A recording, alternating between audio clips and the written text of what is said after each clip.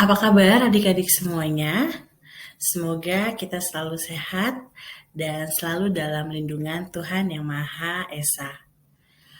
Pada pertemuan kali ini, kita akan membahas mengenai siklus akuntansi. Kita melanjutkan dari pertemuan sebelumnya, yaitu bukti-bukti transaksi. Yang dimana sudah dibahas, bukti transaksi terdapat dari dua macam bukti transaksi. Ada bukti transaksi internal dan ada juga bukti transaksi eksternal. Bukti transaksi internal diberikan kepada pihak-pihak internal di dalam sebuah perusahaan, seperti contohnya memorandum. Ketika seorang finance ingin membayarkan gaji karyawannya, maka finance akan meminta untuk atasan menandatangani sebuah memo, di mana nanti memo tersebut menjadi pegangan finance untuk mengeluarkan gaji karyawan. Sedangkan untuk bukti eksternal, contohnya seperti invoice, nota, struk pembayaran, dan lain sebagainya yang sering kita temui tanpa tidak langsung di sekitar kita. Di pertemuan kali ini, kita akan membahas mengenai siklus akuntansi, yang dimana ada kaitannya juga dengan bukti transaksi di pertemuan sebelumnya. Untuk tujuan pembelajaran pada kali ini, diharapkan siswa mampu menjelaskan siklus akuntansi. Siswa dapat menguraikan tahap-tahap siklus akuntansi, serta siswa dapat menyelesaikan siklus akuntansi. Sekarang mari kita mulai pembahasan siklus akuntansi. Apakah kalian tahu arti siklus akuntansi itu sendiri apa? Menurut Bahri dalam penelitiannya di tahun 2006, siklus akuntansi adalah tahapan-tahapan mulai dari terjadinya suatu transaksi sampai dengan penyusunan laporan keuangan sehingga siap untuk pencatatan berikutnya. Jadi, siklus akuntansi ini adalah tahapan-tahapan yang sebelumnya sudah aku jelaskan terkait bukti transaksi. Dari bukti transaksi yang kita dapatkan, ini akan bisa membuat kita dalam pelaporan keuangan, di mana itu kita sebutnya juga siklus akuntansi.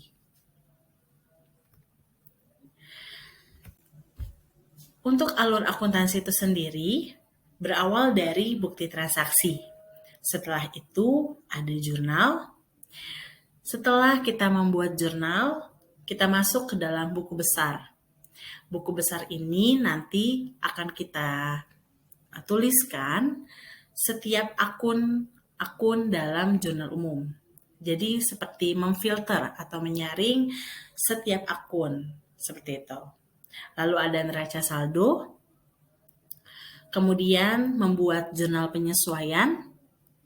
Dari jurnal penyesuaian, kita membuat laporan keuangan, dan terakhir ada jurnal penutup.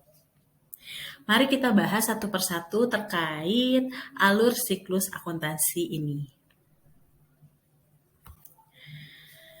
Yang pertama ada bukti transaksi. Seperti yang sudah disampaikan sebelumnya ya, bukti transaksi ini seperangkat dokumen yang berisikan rincian transaksi keuangan. Jadi, jika tidak ada transaksi keuangan, tidak akan ada bukti transaksi yang perlu dilacak. Transaksi dapat mencakup pembayaran hutang, setiap pembelian ataupun akuisisi aset, pendapatan, penjualan, atau biaya apapun yang telah terjadi. Jadi apapun yang dilakukan oleh perusahaan, baik itu dari segi operasional maupun dari segi modal, harta, nah itu akan masuk ke dalam siklus akuntansi. Di dalamnya terdapat bukti transaksi sebagai landasan dalam pembuatan siklus akuntansi tersebut. Bukti transaksi ini berupa kwitansi, faktur, nota, atau bukti lainnya yang dianggap sah dalam dunia akuntansi. Nah, oleh sebab itu setiap transaksi yang dilakukan oleh seorang accounting itu sebaiknya menggunakan bukti transaksi yang valid sehingga bisa dicatat dan diidentifikasi oleh tim accounting, terutama transaksi yang berkaitan dengan perubahan kondisi keuangan perusahaan. Jadi teman-teman, kalau nanti teman-teman ini menjadi seorang accounting, jangan langsung memasukkan sesuatu data apapun itu tanpa adanya landasan, apalagi kalau teman-teman mau buat laporan keuangan. Jadi dipastikan harus punya landasannya. Dalam siklus akuntansi ini landasannya adalah bukti transaksi, baik itu yang nilainya kecil maupun nilai besar. Berikut ini contoh bukti transaksi ya. Pasti teman-teman sudah terbiasa dan sudah tahu mengenai bukti transaksi. Ada struk pembayaran, ada kwitansi, faktur, bukti kas masuk, dan lain sebagainya. Kita lanjut ke panah kedua, yaitu jurnal. Setelah tadi kita sudah mempunyai bukti transaksi, maka bukti transaksi tersebut kita masukkan ke dalam jurnal. Apa sih jurnal itu? Dalam ilmu akuntansi, jurnal dapat diartikan sebagai sebuah catatan kronologis dalam satu periode tentang transaksi-transaksi yang telah terjadi dalam sebuah perusahaan. Proses pemasukan informasi ini kita sebut sebagai penjurnalan.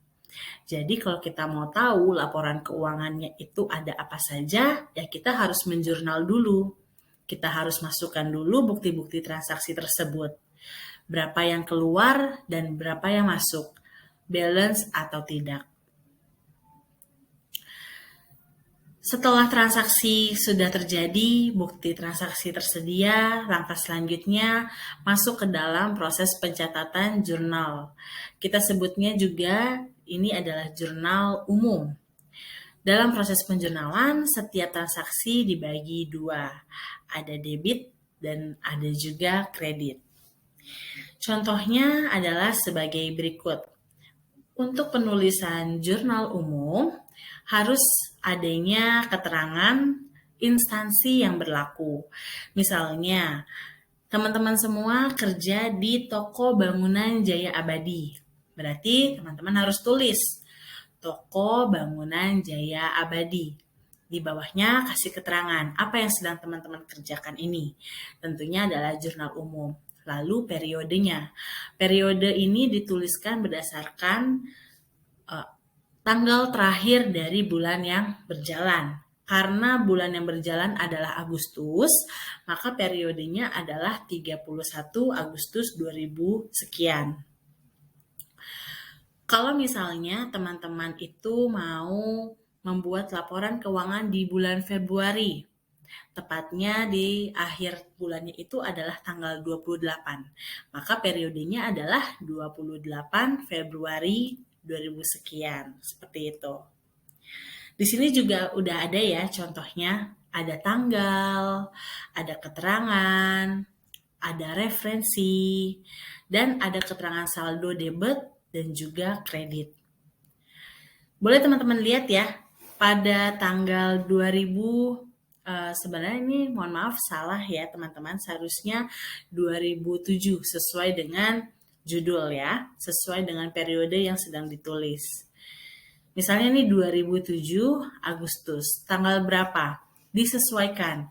Misalnya tanggal 12 Bapak Toib melakukan penambahan saldo kas ke toko bangunan Jaya Abadi. Maka karena kasnya bertambah, kas masuk ke dalam kolom debit 15 juta rupiah. Sedangkan yang menemani kas adalah modal Bapak Toib. Masuknya ke kredit. Nah, jadi hartanya Bapak Toib yang dimana di sini adalah modal berkurang. Jadi masuk ke kredit. Lalu ada lagi di tanggal selanjutnya, ada keterangan perlengkapan di debit dan hutang usaha di kredit. Nah, perlengkapan Ini kenapa di debit? Karena menambah nominal ataupun bahan yang ada di perusahaan. Jadi dia menambah senilai 2 juta rupiah. Sedangkan utang usaha ini kan posisinya itu di kredit. Jadi dia tetap ya, utang usaha ini bertambah di kredit sebesar 2 juta. Ketika nanti sudah dilunasi, maka hutang usaha ini harus ada posisinya di debit. Lalu ada juga beban listrik dan telepon. Kas 400 pada kas 400.000.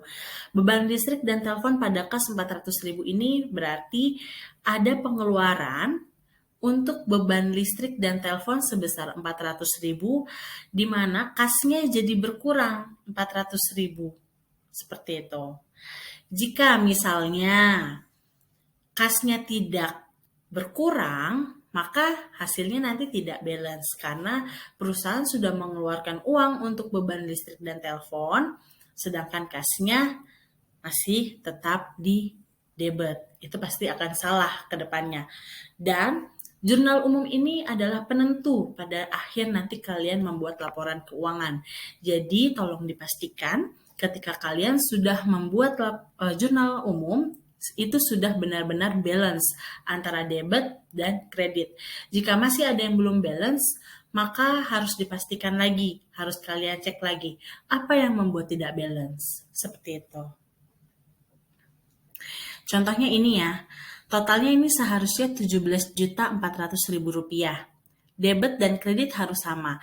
Jika debitnya lebih kecil atau mungkin lebih besar, berbeda dengan kreditnya, begitupun sebaliknya, maka harus ada yang kalian analisa kembali dari jurnal umum yang kalian buat.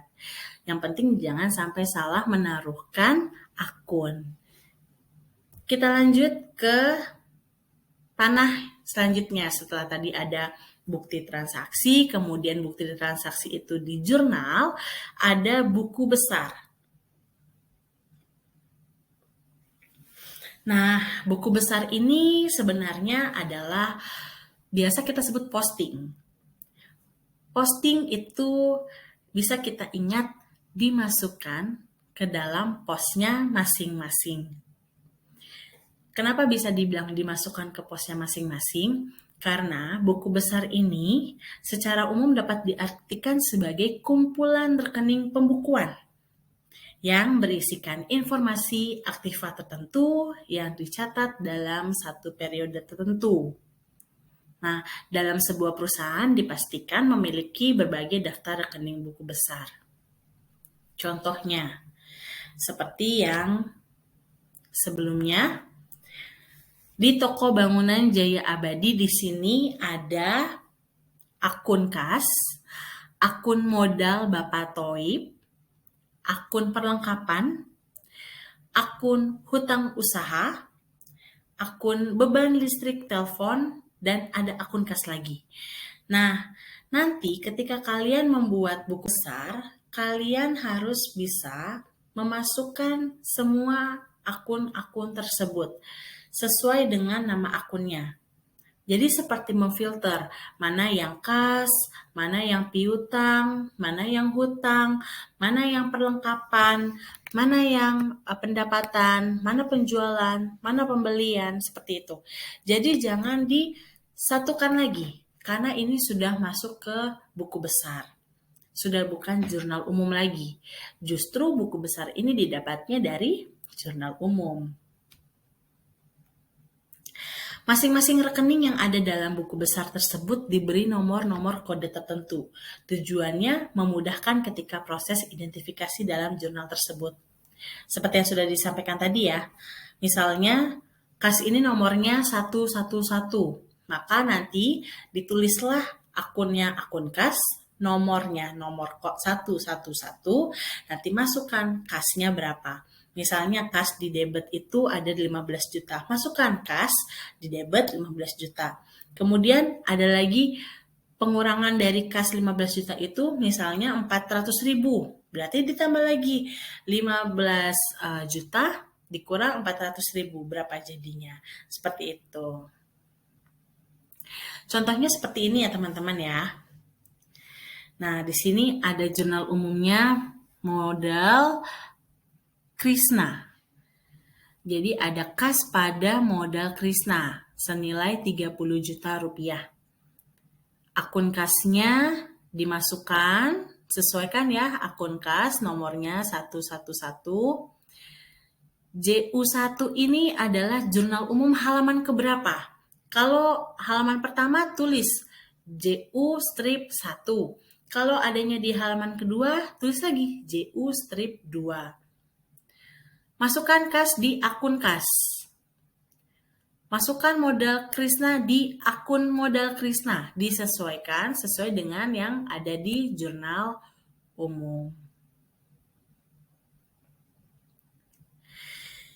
Baik, kita lanjut ke materi selanjutnya. Pembahasan selanjutnya yaitu neraca saldo. Setelah tadi kita membuat jurnal, lalu kita mempostingnya ke buku besar. Nah, sekarang ini adalah merekap. Rekapan ini kita sebutnya neraca saldo. Pada akhir periode akuntansi, bisa bulanan, bisa tahunan, triwulan, semester, dan lain sebagainya. Neraca saldo memuat ringkasan atau rekapan dari akun transaksi yang tadi sudah ada di buku besar, beserta saldonya yang berguna sebagai dasar untuk menyiapkan laporan keuangan atau sebagai bahan evaluasi. Jadi, dari buku besar yang tadi sudah kita filter atau sudah kita posting, hasil akhirnya kita masukkan ke dalam neraca saldo.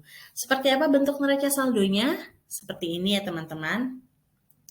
Lengkap nih, ada neraca saldo UD Abadi Jaya per tanggal 31 Desember 2020. Di situ sudah tertulis jelas ya. Kas total akhirnya adalah 30 juta, piutang dagangnya 4 juta, dan lain seterusnya. Sampai dihitung debit dan kreditnya sesuai 85.750.000 rupiah. Apa yang ada di neraca saldo ini adalah hasil akhir dari yang kalian buat di buku besar. Jadi jangan sampai kalian salah memposting, karena jika kalian salah memposting, maka kalian akan mendapatkan nilai akhir di sini, di total, yang tidak balance. Seperti itu teman-teman. Dan yang terakhir adalah jurnal penyesuaian. Sebenarnya ini bukan terakhir ya, karena masih ada laporan keuangan dan jurnal penutup yang akan kita bahas di pertemuan selanjutnya. Untuk jurnal penyesuaian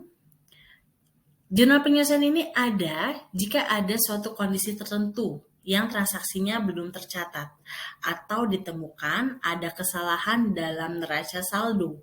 Maka seorang accounting ini wajib untuk melakukan pencatatan dalam jurnal penyesuaian.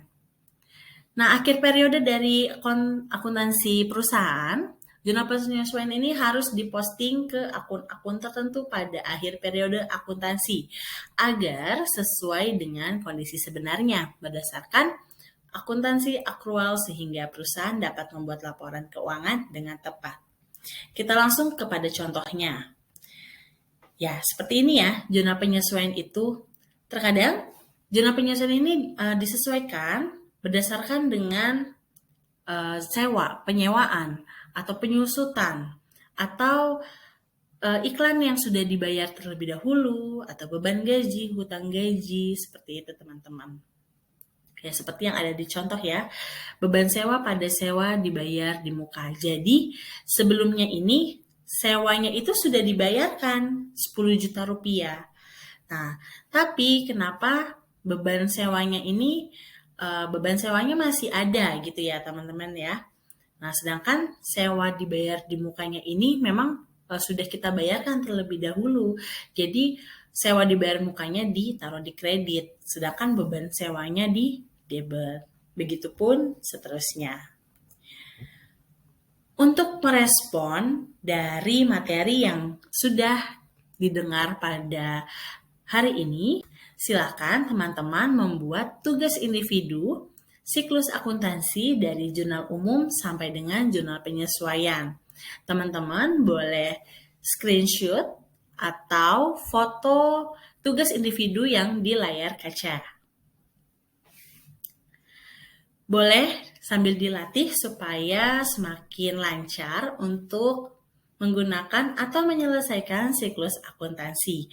Jadi semakin sering kalian berlatih, semakin cepat juga kalian bisa menghafal ataupun semakin cepat kalian mengerjakan siklus akuntansi. Siklus akuntansi ini akan sangat berpengaruh pada hasil akhir kalian nanti. Semoga materi yang aku sampaikan pada kesempatan kali ini bisa membuat teman-teman lebih memahami dan juga lebih mengerti apa itu siklus akuntansi dan bagaimana cara pengerjaannya. Saya Ade Firsta Kristi dari Fakultas Keguruan dan Ilmu Pendidikan, jurusan Pendidikan Ekonomi semester 5, mohon undur diri. Sampai jumpa di pertemuan selanjutnya.